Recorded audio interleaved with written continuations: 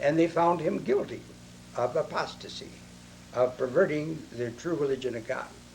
And they sentenced him to death. But before they could kill him, he had to come before the full body of 72, 42 more judges. And they decided how he should die. They said they should cut him up in pieces and send a chunk of his body to the different nations of his empire to show them how dastardly a thing this is to perverse the religion of God. It's something, this apostasy shouldn't take place. Well, when Semiramis back in Babylon received a chunk of her husband's body with a note saying that this, against this apostasy, she became furious because she was the most beautiful woman in the world, so the history tells us. And that she was beloved by all the people because it was her family that built the walls and the towers. That was such a great benefactor to the people. And she says, my husband was worshipped as a god in life, I'll make him eternally a god. So she becomes pregnant. And they wanted to know how come. She said, this is due to the Holy Spirit, which is the habitation of my womb.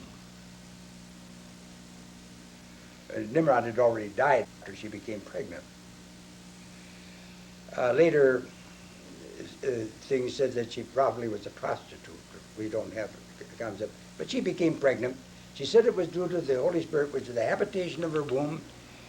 And when the child was born, she said, this child is the incarnation of his father Nimrod. And she called him Bar-Nin, meaning the son of Nimrod.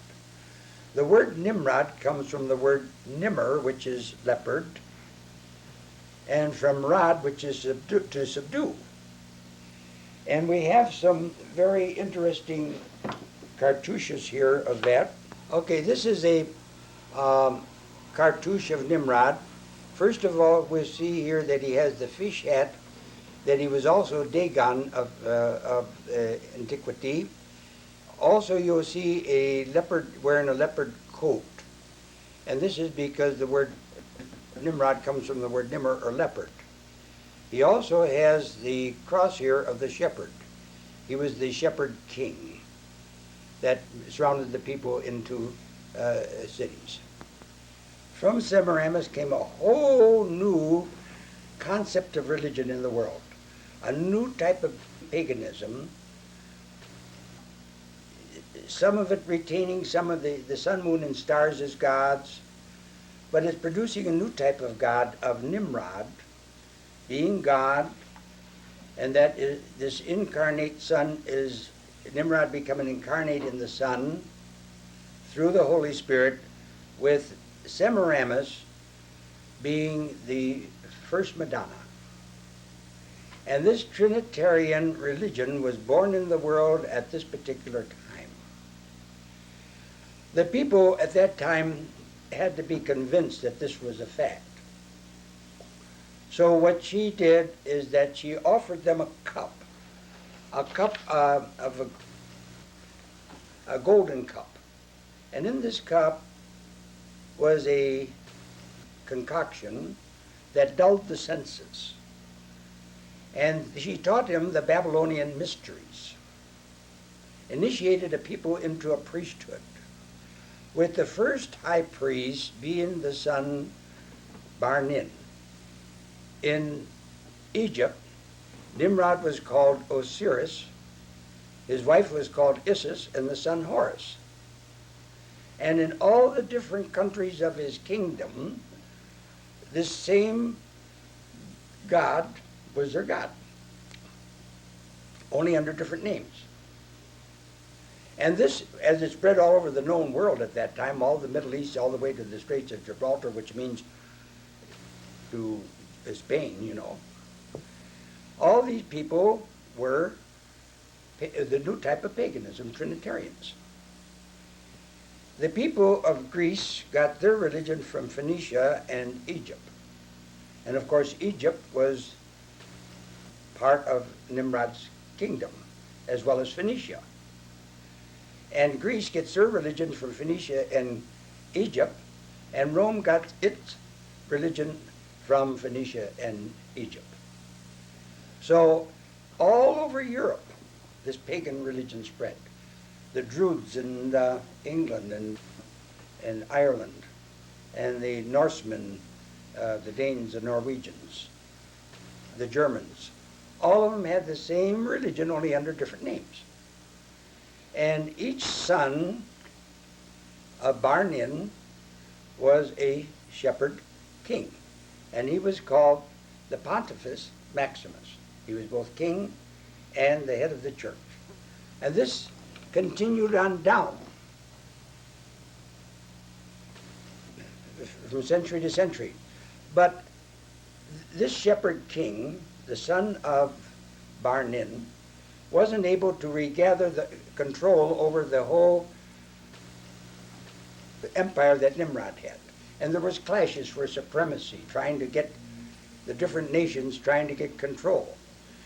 Finally, Nebuchadnezzar, the direct descendant of Barnin in Babylon, was able to establish an empire simulating that of Nimrod, nowhere near as large, but a very large one. He called himself the conqueror of the world. He conquered the Jews. And the throne of Nebuchadnezzar was a direct descendant of this Barnin, or the Semiramis.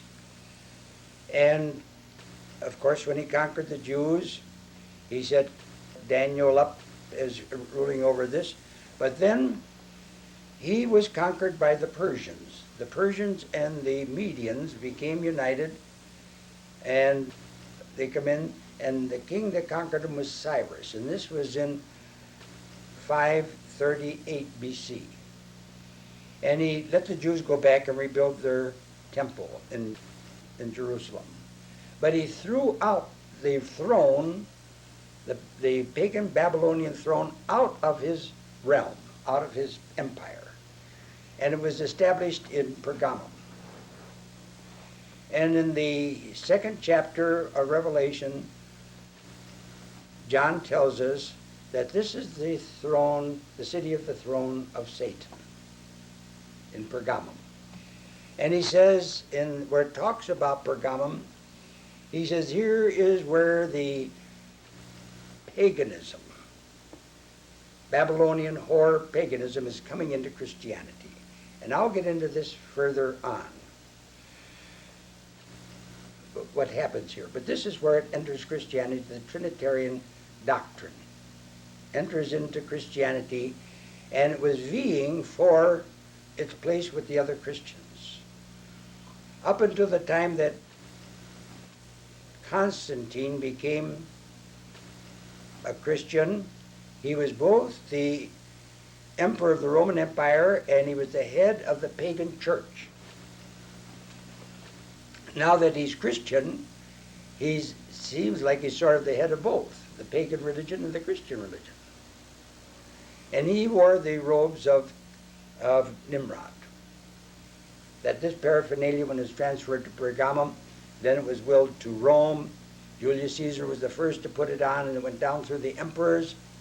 And he had the fish hat, he had the cross here, he had the keys of Janus and Sibyl, all the paraphernalia that proceeded on down from the beginning, until 381, when Gratian, the emperor, refused this paraphernalia, refused to put on the robes, the fish hat, and he gave it to the Pope of Rome, Damasius.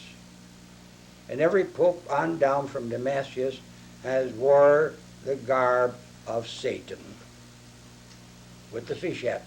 Look on your television when you see the Pope visit America or these other things. He wears the fish hat, he has the cross here, the keys of Janus and Sibyl. It crept into Christianity